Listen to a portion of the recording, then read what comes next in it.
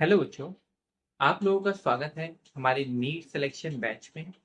आज की क्लास में हम लोग डिस्कस करने वाले हैं डी ब्रॉगली वेव इक्वेशन।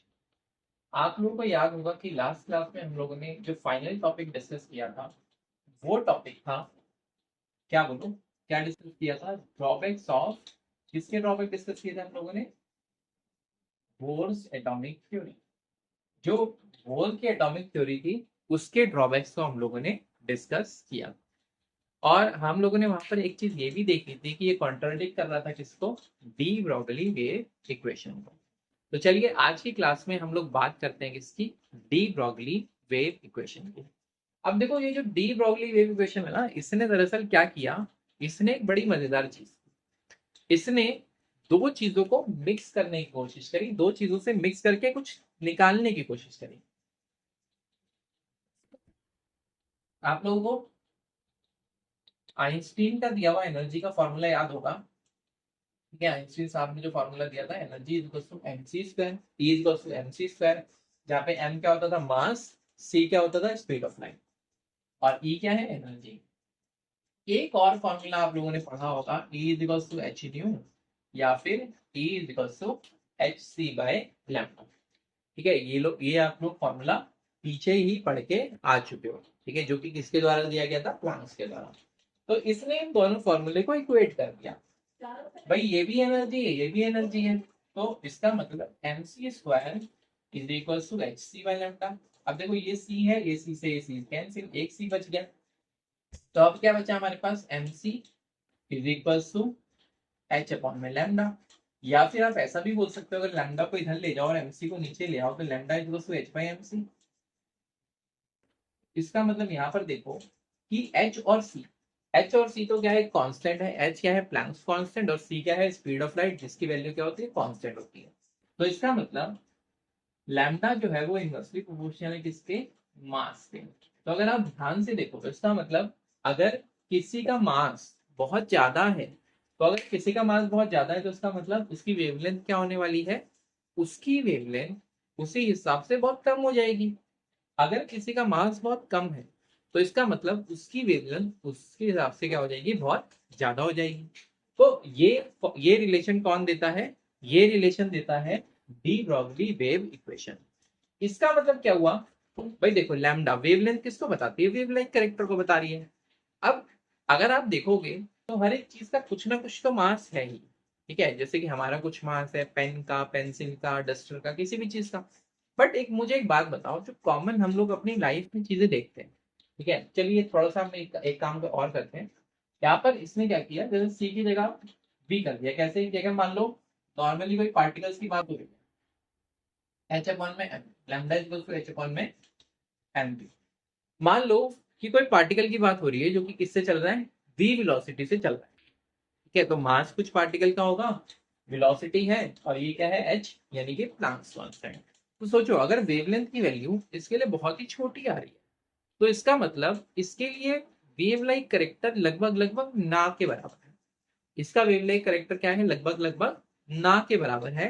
तो अभी इसीलिए हम क्या करते हैं ना, जैसे कि अगर हम नॉर्मल कोई पार्टिकल की बात करते हैं, मुझे एक बात बताओ, क्लासिकल फिजिक्स आप जो पढ़ते हो ना, जैसे मोशन का कैलकुलेशन करते हो या कोई और कैलकुलेशन करते हो, फिजिक्स में कोई भी कैलकुलेशन अगर आप करते हो, तो जैसे आप पुली की बात करते हो कभी, है ना, या फिर मंकी लटका देते हो कभी पुली पे, रस्सी पे, है ना, या फिर कभी आप फ्रिक्शन की बात करते हो या गाड़ी घोड़े की बात करते हो, किसी भी चीज की बात करते हो, तो कभी भी आप लोग वेव लाइक करेक्टर को कंसिडर नहीं करते हो। क्यों नहीं कंसिडर करते हो?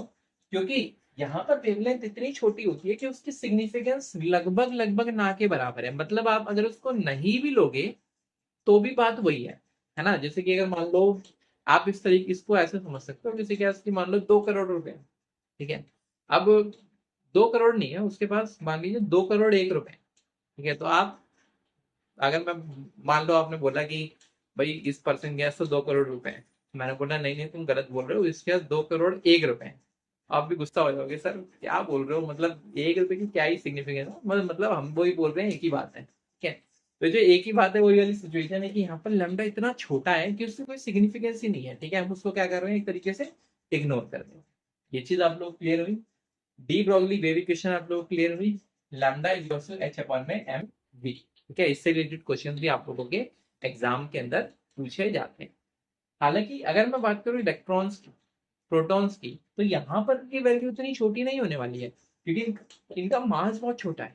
अगर इनका मास बहुत कम है और वेलोसिटी भी इनकी ज्यादा होती है, तो अब यहाँ पर ये जो मास है ये इतना छोटा है इनका कि ये जो लैम्डा वाली वैल्यू है, अब आप इसे नेग्लेक्ट नहीं कर पाओगे। क्यों? क्योंकि अगर आप ध्यान से देखो, जैसे मैं मास की बात करूं किसके, इलेक्ट्रॉन की, 9.1 इंटू 10⁻31 kg, ऊपर ले जाओ, -34 माइनस क्या आएगा, -31 ऊपर जाके +3। तो ये आप लोगों को डिफरेंस देखने को मिल रहा है, बहुत बड़ा डिफरेंस है यहाँ पर।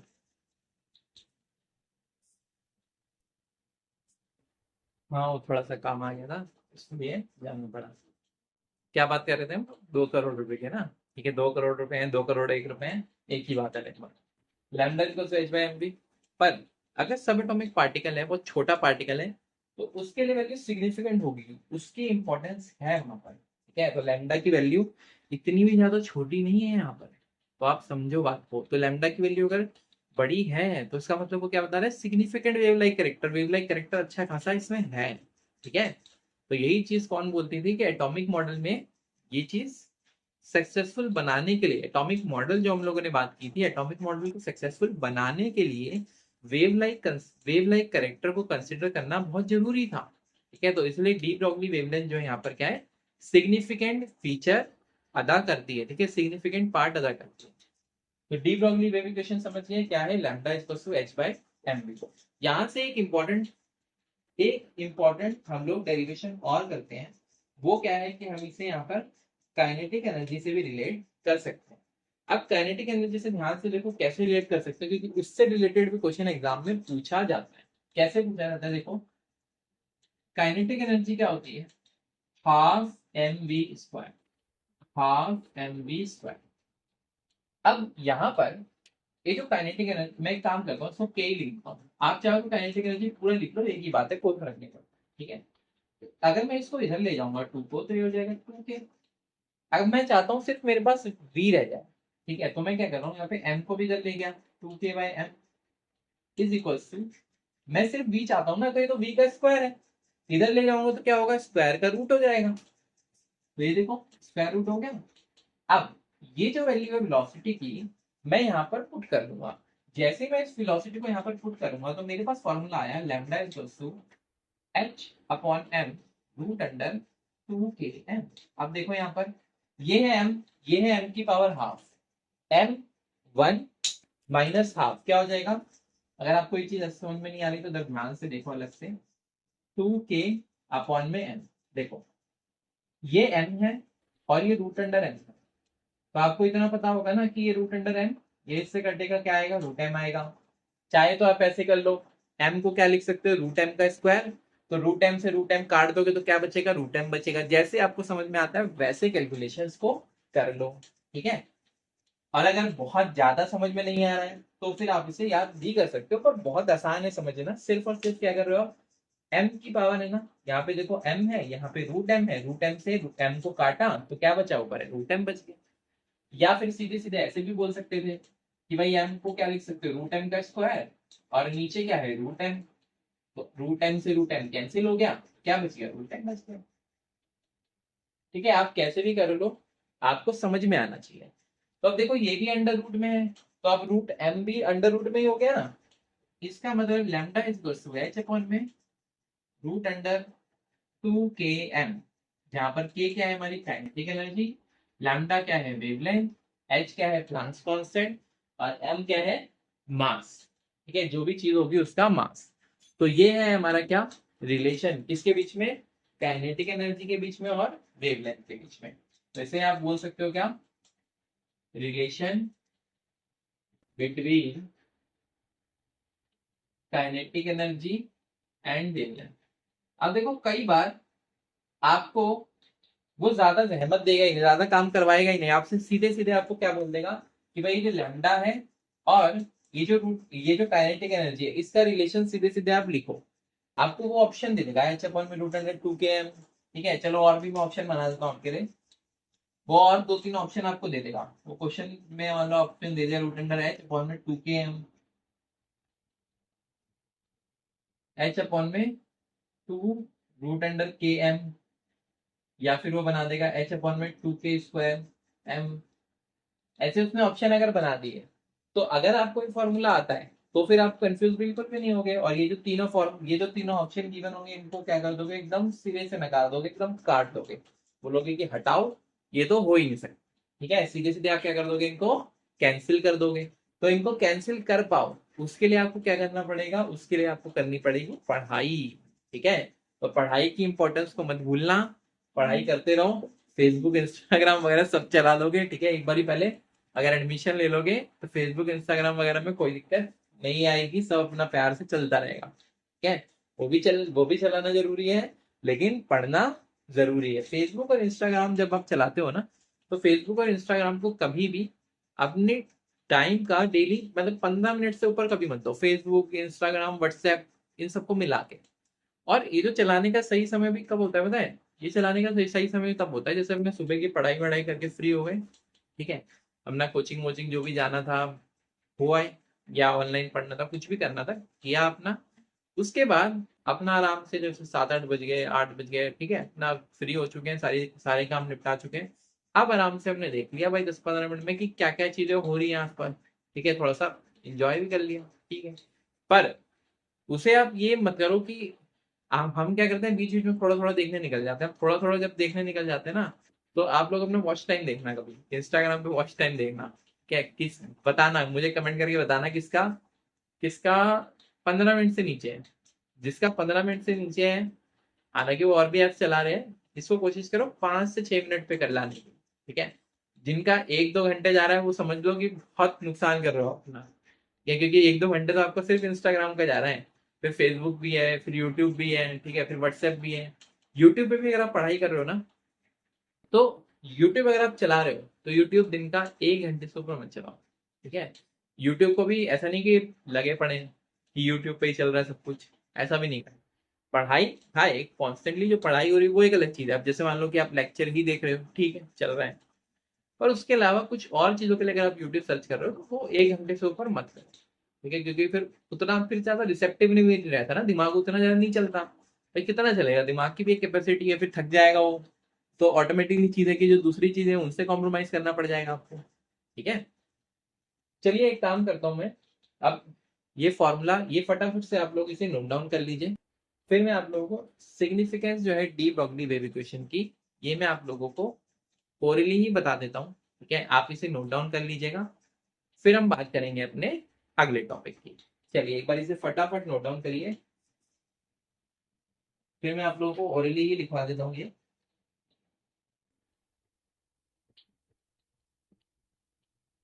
चलिए नोट डाउन किया सबने? ठीक है, जो नोट डाउन कर रहे हैं कर लीजिए, और बाकी लोग लिखिए। According to de Broglie wave equation, यानी कि डी ब्रॉगली वेव इक्वेशन के हिसाब से, according to de Broglie wave equation, wavelength is inversely proportional to mass. यानी कि जो वेवलेंथ हम लोग बात कर रहे हैं ये इनवर्सली प्रोपोर्शनल है किसके, मास के। ठीक है, wavelength is inversely proportional to mass, so subatomic particles, subatomic particles मतलब वो पार्टिकल्स जो एटम के अंदर पाए जा रहे हैं, ठीक है, subatomic particles like electrons will have significant wave like character, significant wave like character, full stop. Next line लिखना, for atomic model to be successful, for atomic model to be successful, wave like character is essential, wave like character is essential।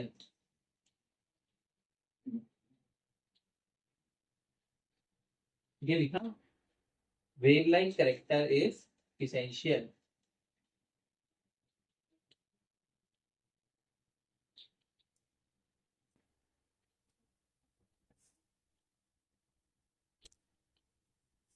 अब देखना, अभी हम लोगों ने क्या बात करी थी, भोर जब लास्ट क्लास में हम लोगों ने डिस्कशन किया था, तो मैंने आपको एक चीज बताई थी ड्रॉबैक, बोर एटॉमिक थ्योरी का, और वो ड्रॉबैक क्या बताया था आपको, वो ये बताया था कि ये क्वांटाइजेशन ऑफ एंगुलर मोमेंटम को नहीं समझा पाया था, क्वांटाइजेशन ऑफ एंगुलर मोमेंटम को एक्सप्लेन नहीं कर पाया था। लेकिन जब हमने बात करी किसकी, जब हम लोगों ने बात करी डी ब्रोगली वेव इक्वेशन की, तो जो डी ब्रोगली साहब थे इन्होंने इसको एक्सप्लेन कर दिया कि ये जो एंगुलर मोमेंटम है इसके क्वांटाइजेशन को एक्सप्लेन कर दिया। आप कैसे एक्सप्लेन कर दिया इस चीज को भी हम डिस्कशन करेंगे।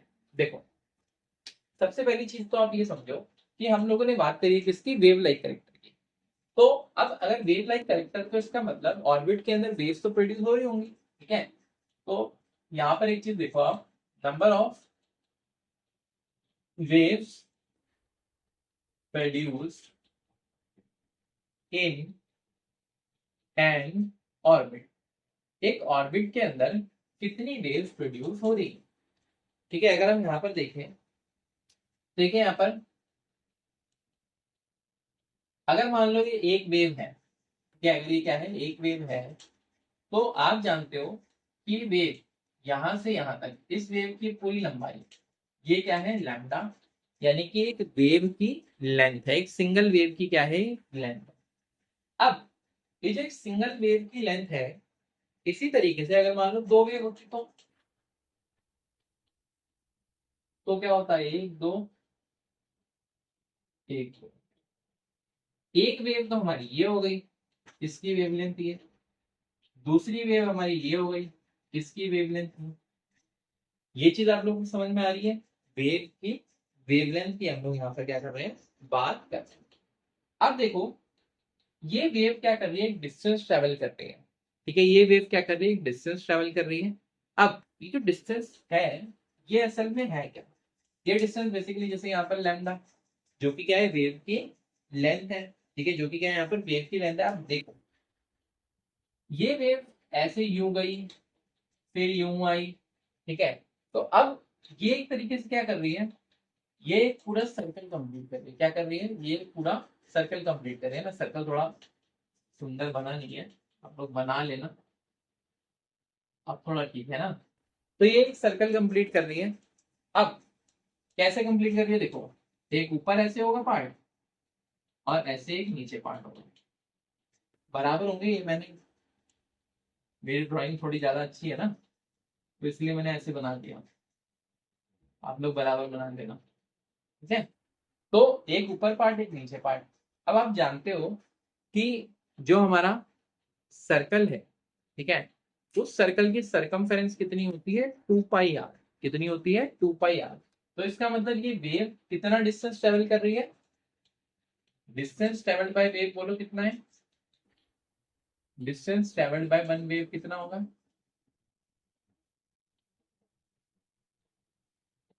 2 पाई आर, ठीक है। डिस्टेंस ट्रेवल कितना होगा वेव के द्वारा, 2 पाई आर, ठीक है। तो वेव कितना डिस्टेंस ट्रेवल कर रही है यहाँ पर, 2 पाई आर। या फिर आप ऐसा भी बोल सकते हो कि जो ऑर्बिट के अंदर इलेक्ट्रॉन है, क्योंकि असल में वेव तो उसी की है, तो डिस्टेंस ट्रेवल बाय इलेक्ट्रॉन कितना होगा यहाँ पर, आप चाहो तो इलेक्ट्रॉन यहाँ पे लिख दो, डिस्टेंस ट्रेवल बाय इलेक्ट्रॉन कितना है यहाँ पर, 2 पाई आर। ये फंडा आप लोगों को समझ में आया, सरकमफेरेंस वाला, कि डिस्टेंस ट्रेवल जो इलेक्ट्रॉन के द्वारा किया जा रहा है वो कितना है, 2 पाई आर। अब देखिए, अगर हम बात करते हैं फर्स्ट ऑर्बिट, यहाँ पर एक फॉर्मूला निकल के आ रहा है क्या, एक फॉर्मूला निकल के आता है, 2 pi r is equal to n lambda. क्या निकल के आता है, 2 pi r is equal to n lambda, ठीक है। अब ये जो फॉर्मूला है 2 pi r is equal to n lambda, तो आप लोग एन को तो जानते हो, एन क्या है, नंबर ऑफ ऑर्बिट, ठीक है। जितने ऑर्बिट होंगे उतनी ही ज्यादा क्या होगी, वेवलेंथ होगी, ठीक है। जितने ऑर्बिट होंगे उतनी ही ज्यादा क्या होगी, वेव की लेंथ होगी, ठीक है। जैसे 1 लैम्डा, 2 लैम्डा, 3 लैम्डा, 4 लैम्डा। अगर फर्स्ट ऑर्बिट है तो आप जानते हो एन इक्वल टू क्या होगा, 1 होगा। तो इसका मतलब ये 2 पाई आर किसके बराबर हो जाएगा, लैम्डा के बराबर हो जाएगा। इसी तरीके से अगर हम बात करेंगे सेकेंड ऑर्बिट की, तो सेकेंड ऑर्बिट में क्या होगा, सेकेंड ऑर्बिट में एन इक्वल टू 2 हो जाएगा, तो ये यहाँ पर क्या होगा, 2 pi are equal to 2 lambda हो जाएगा। अगर थर्ड ऑर्बिट की बात करेंगे तो क्या हो जाएगा, 2 pi are equal to 3 lambda हो जाएगा, ठीक है। तो सीधी सी बात है कि कितनी वेव प्रोड्यूस हो रही है, देखो लैम्डा आया यानी कि वेवलेंथ, तो इसका मतलब एक वेव प्रोड्यूस हुई, 2 लैम्डा आया इसका मतलब 2 वेव प्रोड्यूस हुई, 3 लैम्डा आया, इसका मतलब 3 वेव प्रोड्यूस हुई। ठीक है, तो हमेशा क्या होगा, इस तरीके से ही वेव्स का प्रोडक्शन चलता रहेगा।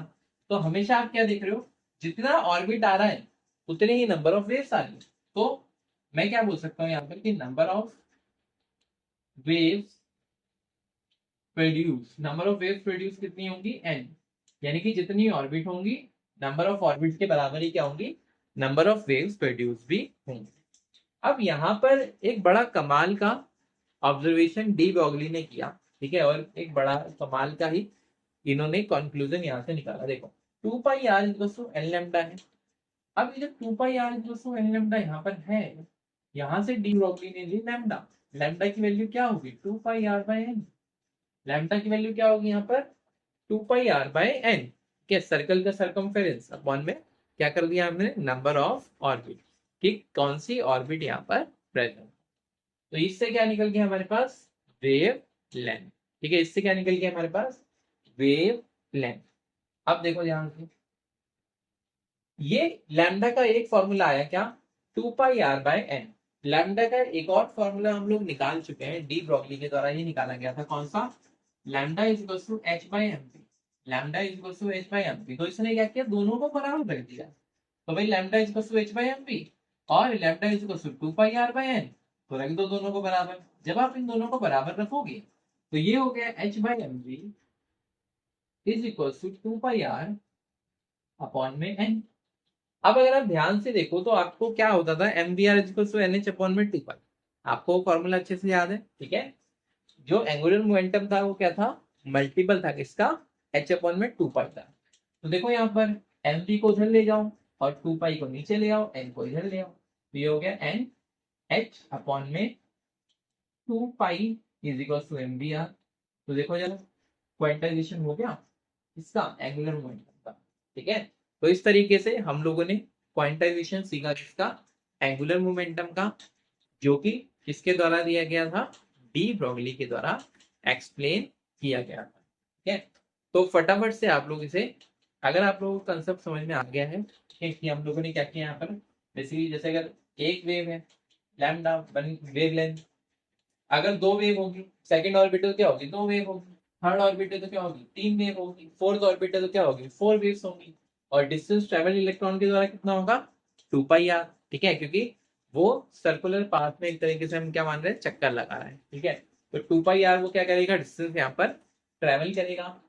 फर्स्ट ऑर्बिट जो है, तो 2 पाई आर किसके बराबर होगा, एन लैम्डा के बराबर होगा। वेव की फॉर्म में ऐसे जा रहा होगा ना, दरअसल ऐसा एक तरीके से हम मान रहे हैं ना कि जैसे सर्कल नहीं है, असल में क्या है, ये इलेक्ट्रॉन इस तरीके से चल रहा होगा, वेव की फॉर्म में, एक वेव, दूसरी वेव, तीसरी वेव, चौथी वेव, पांचवी वेव।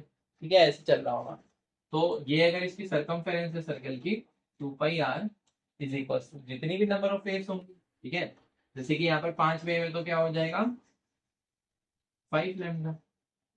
तो इस तरीके से आप लोग इस कंसेप्ट को समझ गए होंगे कि हम लोग किस तरीके से बात कर रहे हैं किसके, कि डिस्टेंस किस तरीके से इलेक्ट्रॉन ने ट्रेवल किया, उसको हमने 2 पाई आर से मेंशन किया। और ये जो 2 पाई आर है ये किसके इक्वल था, एन लैम्डा के बराबर था। यानी कि यहाँ पर जो नंबर ऑफ ऑर्बिट है, और इसको अगर हम मल्टीप्लाई कर दें किससे, वेवलेंथ से, तो हमारे पास डिस्टेंस ट्रेवल निकल आता है किसका, इलेक्ट्रॉन का। और जब हम लोगों ने दोनों इक्वेशन को बराबर किया, कौन कौन सी, lambda equal to H by m b, और दूसरी इक्वेशन कौन सी, lambda equal to 2 pi r by n, तो हम लोगों को वही फॉर्मूला मिल गया जो कि हम लोगों ने कैलकुलेट किया था, कौन सा, m B r is equal to N h upon में 2 पाई। यानी कि जो एंगुलर मोमेंटम है वो क्या है, मल्टीपल है किसका, एच अपन में 2 पाई। ठीक है, तो फटाफट से आप लोग इसे नोट डाउन करिए, फिर हम लोग बढ़ते हैं अपने अगले टॉपिक पर।